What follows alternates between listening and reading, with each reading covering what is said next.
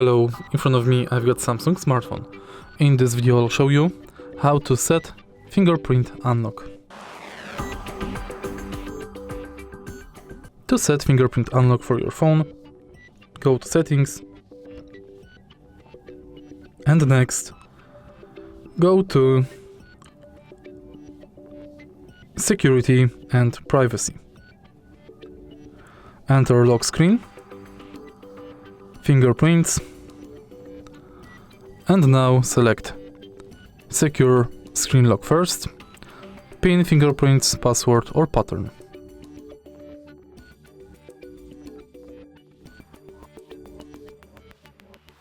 Now continue, and register. Scan your fingerprint.